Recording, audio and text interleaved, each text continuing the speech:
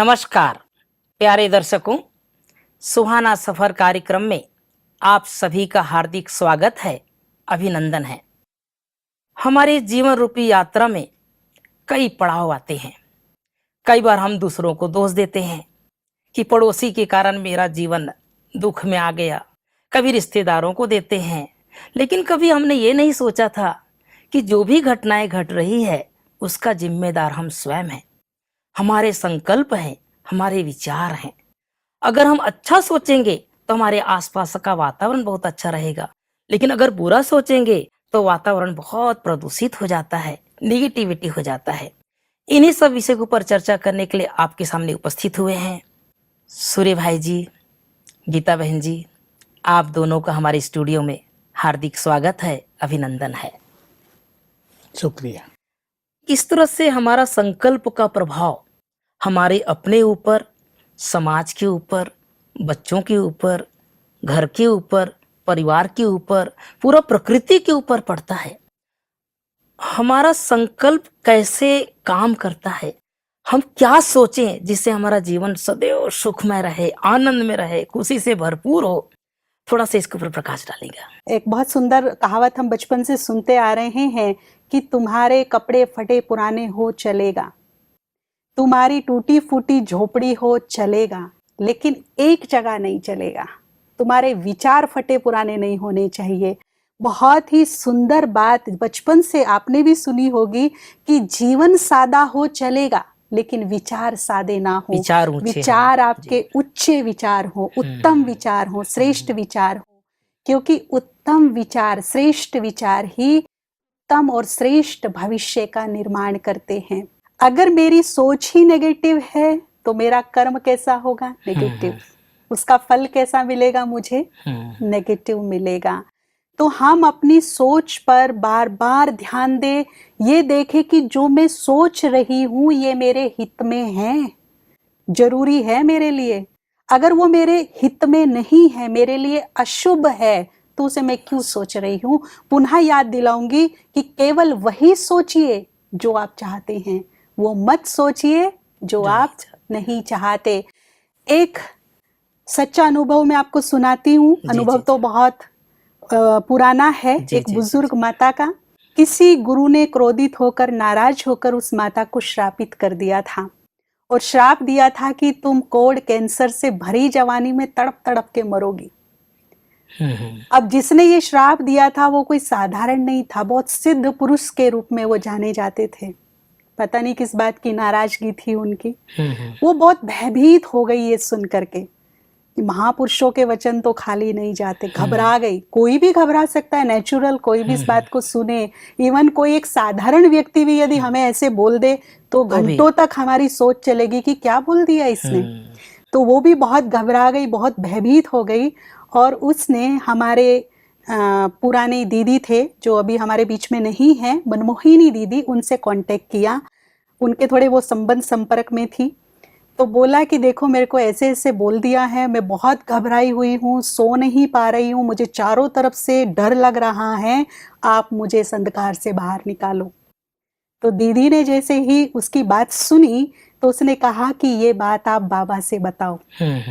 तो उसने ये बात बाबा को बोली और कहा कि बाबा मुझे ऐसे ऐसे किसी ने बोला है, मुझे बहुत डर लग रहा है अंदर से, मेरी तो चैन, शांति, नींद सब खत्म हो गई है, मैं क्या करूं? तो बाबा मुस्कुराए और 2 ही लाइन में बाबा ने पूरी बात खत्म कर दी। कहा देखो, यदि तुम सोचोगी कि मुझे कोढ़ कैंसर होगा तो 100% होगा, और यदि तुम नहीं सोचोगी तो ये गारंटी है तुम्हें नहीं होगा। तुम सोच बदल दो, भूल जाओ, डिलीट कर दो उसने क्या बोला था। अपनी वृत्ति में उसे समाओ मत, उसे बार बार सोचो मत, उसे क्रिएट मत करो, यही के यही डिलीट कर दो, क्योंकि तुम्हें नहीं चाहिए ना। नहीं चाहिए तो डिलीट कर दो, यही कहीं खत्म कर दो, सोचो ही नहीं। और आज बहुत खुशी की बात है कि वो माता आज भी हम लोगों से मिलती है, माउंट आबू में ही रहती हैं और 84 इयर्स ओल्ड हो गई हैं। और बड़ी खुशी की बात है कि आज भी गाड़ी ड्राइव करती हैं। कभी हम उनसे हंसी मजाक में पूछ लेते हैं कि श्राप का क्या हुआ माता जी, तो बड़ी हंस के बोलती है कि मुझे तो सरदर्द जुकाम नहीं हुआ आज तक, कोड़ कैंसर की तो बहुत दूर की बात है। तो वो यही बताती है कि जो मुझे राह दिखाई बाबा ने, जो मुझे डायरेक्शन दी कि तुम नहीं सोचना इसके बारे में, तो नहीं होगा। बस मैंने वही अपने पल्लू को गांठ बांध ली कि सोचना ही नहीं, तो उसने नहीं सोचा, वो बात, वो उनकी श्राप असत्य सिद्ध हो गया। तो ऐसी ही कई चीजें हमारे जीवन में हो जाती हैं, लेकिन वो मुझे उसको डिसाइड करना है कि मुझे चाहिए क्या। जो चाहिए केवल उसी पे फोकस करो, जो नहीं चाहिए उसे साइड कर दो। भाई साहब, आपसे मैं जानना चाहता हूँ कि कई बार हमारे मन में ये इस तरह के विचार चलते हैं कि कई साल पहले अगर किसी ने कुछ कह दिया है तो जीवन तो चलता रहता है, यात्रा चलती रहती है, लेकिन वो कई बार वो मन में जो विचार खटकते रहते हैं कि फलाने ने मुझे इतने साल पहले कुछ कहा था, वो निकलते नहीं है और उसका भी प्रभाव कई बार पड़ता रहता है। बड़ा भारी दबाव है ये आज जी, के मनुष्य के जी, ब्रेन पर। जी। और इसलिए मनोवैज्ञानिकों ने जो सर्वे किया तो पाया कि बहुत सारे लोग 80% से भी ज़्यादा लोग पास्ट में जीते हैं। अब कुछ भी हो गया था, अब से 40 साल पहले हो गया था, किसने अपमान कर दिया था, किसने बुरा व्यवहार किया था, किसने भेदभावपूर्ण व्यवहार किया था, अब वो समाया हुआ है। वो उसको भूल भी जाते हैं, फिर उभर आता है। और कभी कुछ लोग ऐसे भी देखने में मिलते हैं भूलना नहीं चाहते कि नहीं, उसे हम याद करते हैं और उनसे बदला लेने की इच्छा प्रबल हो जाती है, देखते ही याद आ जाते हैं। देखते ही याद आता है। तो देखिए, मनुष्य दुखी होता रहता है। क्या होता है कि हमारा ब्रेन भी तो एक मेमोरी कार्ड की तरह है ना। अभी हमने उसको फुल कर दिया हो तो अच्छी चीज़ों के लिए जगह ही कहाँ बचती है। और ये बहुत लोग गलती कर रहे हैं, अपने मेमोरी कार्ड को फुल किए हुए हैं व्यर्थ की बातों से। अब वो सबकॉन्शियस माइंड में बीच बीच में उभरती रहती हैं और अपना प्रभाव पूरी तरह से दिखाती रहती हैं, छोड़ती रहती हैं। गीता बहन ने कहा, कुछ अच्छी बातों को स्वीकार कर लो, जो नहीं करनी है उसको तो बस डिलीट ही करते चलो, सोचो ही नहीं। जब हमारे मोबाइल फोन फुल हो जाते हैं, मेमोरी कार्ड फुल हो जाती है, ये भी हमारा एक मेमोरी कार्ड ही है। इसमें जो हमारे काम की चीजें नहीं हैं, जिनसे हमें केवल कष्ट, दुख, परेशानी ही मिलने वाली है, उन्हें हम क्यों ना डिलीट कर दें। लेकिन नहीं होता, कई बार मन में भरा रहता है, वो डिलीट करना चाहते हैं तो भी डिलीट नहीं होता। देखिए, अब से पहले कैसेट्स होती थी और कैसेट में ये था कि कैसेट में कुछ भरा हुआ है, दूसरा भर दो तो पुराना सब खत्म हो जाता था। सीडी आदि में ये नहीं है, इलेक्ट्रॉनिक्स का खेल ज़्यादा बढ़ गया। तो ये स्थिति हमारे मन की भी कहीं ना कहीं है। अगर हम कुछ बहुत सुंदर चीज़ें उसमें प्रिंट कर दें तो ये जो पास्ट का, जो बैड पास्ट है या जो कुछ ऐसी मेमोरीज हैं जो हमें परेशान कर रही हैं, वो सदा के लिए समाप्त भी हो जाती हैं। हमने ऐसा बहुतों से कराया है। इसमें एक क्षमादान बहुत काम करता है, जो हमारे चित्त को शांत कर देता है और एक ही साथ हजारों संकल्पों को समाप्त कर लेता है। और दूसरा ये कि कुछ अच्छी चीज़ें उस पर हम छाप दें। और हमारे ईश्वरीय विश्वविद्यालय में सबसे अच्छी चीज़ें जो हमने सीखी हैं और जो हम सबको सिखाते हैं वो है सेल्फ एस्टीम। इस शब्द का प्रयोग दुनिया में भी आजकल बहुत हो रहा है। How to enhance the self esteem, यानी अपनी इनर पावर्स को, अपने श्रेष्ठ स्वमान को हम कैसे पहचानें, उसकी अवेयरनेस में हम कैसे रहें। तो मैं एक उदाहरण देता हूँ जिसका प्रयोग मैंने बहुतों पे कराया है, हजारों पे कराया होगा। आज भी मेरे पास कोई ऐसा व्यक्ति आया, कहा मुझे डर बहुत लगता है। मैं चार्टर्ड अकाउंटेंट हूँ, ये व्यक्ति बाहर के देश से आए हैं जी, हमारे पास ग्रुप आया हुआ बहुत अच्छा। मैं चार्टर्ड अकाउंटेंट हूँ और यदि किसी क्लाइंट का भी कोई केस आता है ना तो मैं घबरा जाता हूँ, हालांकि मेरा उसमें कुछ भी नहीं है। यदि किसी का कुछ फोन भी आता है तो मुझे घबराहट होती है कि कुछ गड़बड़ तो नहीं हो गई। हर जगह उठते ही मुझे डर लगता है। तो मैं समझ गया कि उसके सबकॉन्शियस माइंड में पूर्व जन्मों की कुछ ऐसी घटनाएं भर गई हैं जिसका इफेक्ट अब उसके जीवन पे आ रहा है। तो मैंने ये कुछ प्रयोग उसे भी सिखाए और ये बहुतों को सिखाए हैं और मैं ये अनुभवों से कहूँगा कि 100% सफल है ये प्रयोग। बहुतों को सिखाया कि रात को सोने से पहले लिखो, मैं एक महान आत्मा हूँ। इससे ब्रेन को प्योर एनर्जी जाती है, अनेक चीजें डिलीट होती हैं। सवेरे उठते ही जब हमारा सबकॉन्शियस माइंड जागृत रहता है, तब लिखो, मैं भगवान की संतान जो सर्वशक्तिवान है, मास्टर सर्वशक्तिवान हूँ। 108 बार मैं मास्टर सर्वशक्तिवान हूँ। जो इस शब्द को न समझ पाते हों वो ऐसा समझ लें, मैं बहुत शक्तिशाली हूँ, मैं बहुत शक्तिशाली हूँ। साथ में जोड़ दिया, निर्भय हूँ, मैं बहुत शक्तिशाली हूँ, निर्भय हूँ। 108 बार उठते ही और 21 दिन तक। तो बहुतों से जो कराया, लोगों की एकाग्रता ठीक हो गई। जो पास्ट की मेमोरीज उनकी एकाग्रता में बाधक बन रही थी, वो सदा के लिए लोप हो गई। और ऐसे भय जो पास्ट की किसी मेमोरी के कारण है। अब मान लीजिए एक छोटी सी बात थी, बचपन में वो जब युवक था, 12-14 साल का था, कुत्तों ने उसे भौंकना शुरू किया। जी। और वो दौड़ने लगा डर के। एक कुत्ते ने उसके पैर को काट लिया। अब उसको बड़ी तकलीफ हुई, इंजेक्शन लगे, कष्ट हुआ, लेकिन वो भय उसके अंतर मन में समा गया। अब उसने जब प्रैक्टिस की, सवेरे उठते ही मैं सर्वशक्तिवान की संतान, मास्टर सर्वशक्तिवान हूँ और निर्भय हूँ, बस करते करते उसे लगने लगा भय जा रहा है और एक शक्तिशाली स्वरूप मन का बनता जा रहा है। और फिर उसको अपने पे हंसी आने लगी। अरे कुत्ते ने काटा था 20 साल पहले, परेशान तुम अब हो रहे हो, तो पूरा हो गया, पास्ट इज पास्ट, वो तो समय के अंधकार में विलीन भी हो गया, तुम क्यों सोच रहे हो। और धीरे धीरे वो चीज विस्मृत हो गई। तो ऐसे कुछ सुंदर संकल्प हम अपने पास रखें। इसके लिए हमें सत साहित्य का अध्ययन करना चाहिए।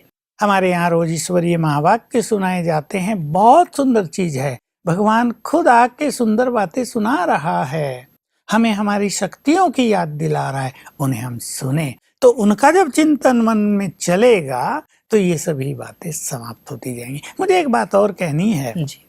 10वीं क्लास में पढ़ने वाला लड़का जिसको कैंसर हो गया था जी।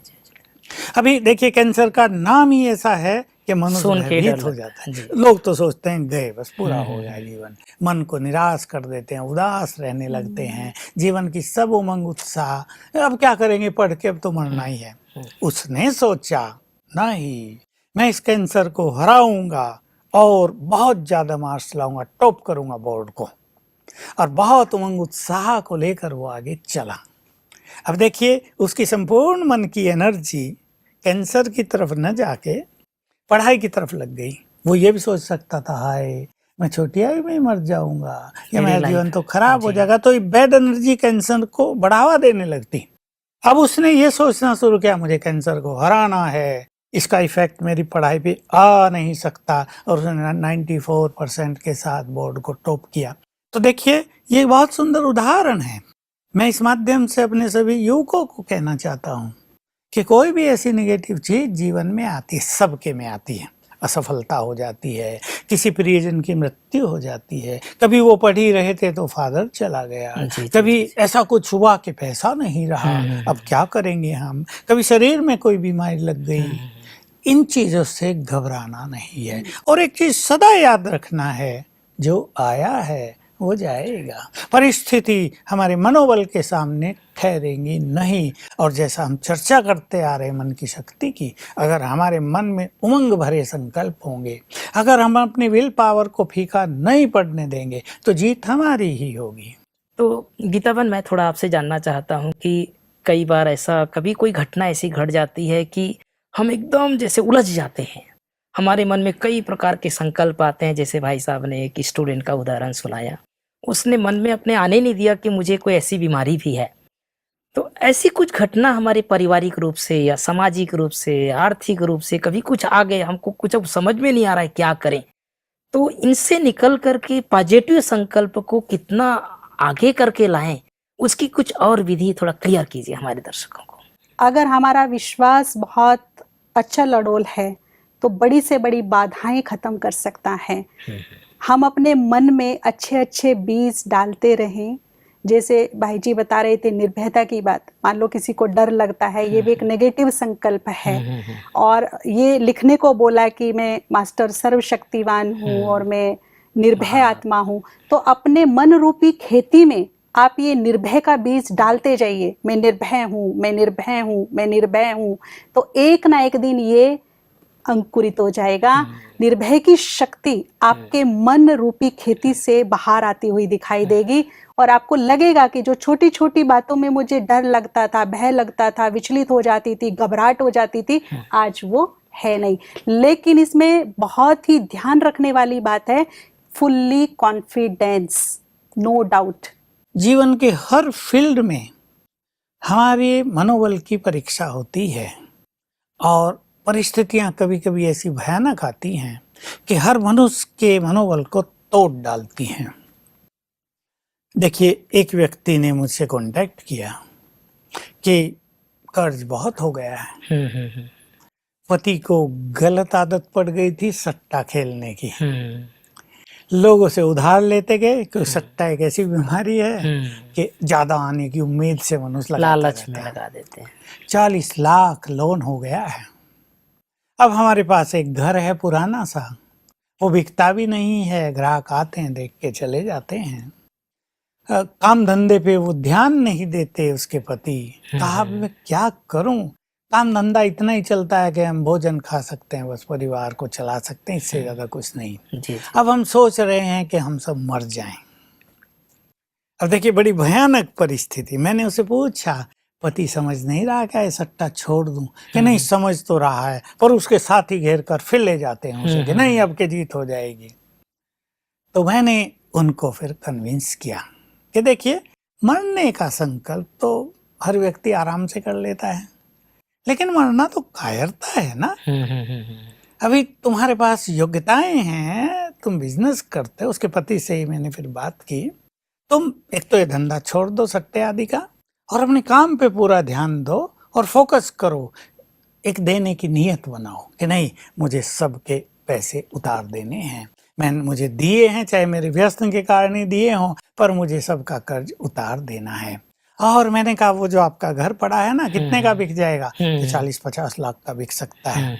बिक नहीं रहा है। मैंने उसको छोटी छोटी विधियां सिखा दी कि ऐसे ऐसे तुम करो, थोड़ा राजयोग का अभ्यास करो, थोड़ी अपनी समस्या परमात्मा को अर्पित कर दो और आज से एक ही संकल्प रखो, मुझे कर्ज से मुक्त होना है, मरना नहीं जीना है। और जो सट्टे के धंधे में लगे हैं उनको सट्टा छुड़ाना है, और जो मरने की सोच रहे हैं उनको जीवन जीना सिखाना है। खुशनुमा जीवन कैसे जिएं ये उनको प्रेरणा देनी है। अनेक मरने की सोच रहे हैं लोग संसार आजकल में। कॉमन समस्या हो गई है, अखबार में कुछ भी बात आती है तो कहते हैं बस इससे अच्छा तो खत्म कर ले अपने आप। अखबार में छपा था, रोज दुनिया में 900 लोग सुसाइड करते हैं और ये संख्या बढ़ती जा रही है, अब तो 1000 हो गई होगी। तो ये जो एक बुरी वृत्ति, एक निगेटिव संकल्प, हमें इससे बचना है। अब एक व्यक्ति ने एक बार सोचा परिस्थिति आने पे मर जाऊं, दूसरी आई वही फिर सोचा मर जाऊं, तीसरी आई फिर सोचा परिवार सहित मर जाऊं, फिर संघर्ष चला मन में, 10 बार सोचता है, साल 2 साल बीत गए मर जाऊं, फिर कोई बड़ी परिस्थिति आ गई, सब मरने का प्लान बनाने लगते हैं। मेरे पास तो ऐसे ऐसे फोन आए कि मरने लोग जा रहे हैं और मुझे फोन कर दिया, भाई जी ट्रेन के आगे आ गई हूँ बच्ची को लेके सुसाइड करने। तो मैंने कहा, मुझे क्यों फोन किया, कर लो ना। कि नहीं, डर लग रहा है। तो मैंने कहा, वापस चलो घर की ओर, वापस चलो, मेरे से बात करते चलो। मैंने उसको उमंग दिलाई। अब तुम भी मरोगी, छोटी बच्ची को मार दोगी। बात थी पति से बहुत टकराव चल रहा था। मैंने कहा, मरना नहीं है तुम्हें, संबंधों को सुधारना है। तुम सोचती हो पति से बदला लेने के लिए मर जाऊं, पति तो खुश हो जाएगा, दूसरी शादी कर लेता हूँ, अच्छा भला टली। ये नहीं करना है। और मरना किसी समस्या का अंत नहीं है। तो मैंने दोनों केसेज में उन्हें पॉजिटिव किया कि नहीं, फिर से हिम्मत बढ़ाओ, भगवान को अपनी समस्याएं समर्पित कर दो और इसको सिखाया, तुम अपने को चेंज करो। लड़ता वो अकेला थोड़ा ही होगा, तुम भी तो साथ लड़ती होगी या नहीं? कहाँ, जब वो बोलता है तो मैं भी बोलती हूँ, 2 के 4। तो मैंने कहा, तुम बस चुप रह लो कुछ दिन, मैं तुम्हें ये मंत्र दे रहा हूँ, वो कितना बोले तुम चुप रहना। बस थोड़े दिनों में उसका फिर मैं फोन आ गया कि हाँ, सब कुछ ठीक हो गया है। और इस कर्ज वाले का भी यही हुआ, जो इसको मेडिटेशन की विधि सिखाई थी वो उसने की। अपने सबकॉन्शियस माइंड में सुंदर विचार भरे सवेरे सवेरे, और 1 मास के अंदर ही उसका वो मकान 50 लाख का बिक गया। भले जिस मकान में रहते थे वो छोटा था, पर 40 दे के उसने 10 लाख बचे, कर्ज से मुक्त अब हो उसको वो व्यसन से मुक्त हो गया। तो देखिए, पॉजिटिव चिंतन बहुत ही सुंदर चीज है। नेगेटिविटी तो परिस्थितियों को बढ़ाती है ना। ऐसे बहुत बिजनेस वालों के साथ होता है, बिजनेस डाउन जा रहा है। अब मेरे पास कितनों के फोन आते हैं, रियल एस्टेट का बिजनेस था, मंदी आ गई है, बहुत मुश्किल हो गई है। एक ने तो सोचा, इंदौर का है वो, पूरे परिवार सहित सुसाइड कर लेता हूँ। मैंने कहा नहीं, मरना नहीं है तुम्हें, अभी समय आएगा फिर अच्छे भाव में बिकेगी। और अब उनके यहाँ बढ़ने लगा और उसको उम्मीद हो गई। हालांकि 2 साल उसको काफ़ी कष्टों में समय बिताना पड़ा। तो हमारा पॉजिटिव चिंतन, हम ये सब याद रखेंगे, हमारा पॉजिटिव चिंतन हमारी परिस्थितियों को बदल देगा। जो आज की जो कॉमन समस्या जो घरों में, परिवार में सुबह उठते ही विघन आ जाते हैं, उलझ जाते हैं, बच्चों के कारण, बहू के कारण, सास ससुर का झगड़ा, तो वो अपनी क्या संकल्प लाए सुबह उठ करके कि उससे उसका वातावरण घर का अच्छा भारी ना रहे। बहुत ही अच्छी बात है।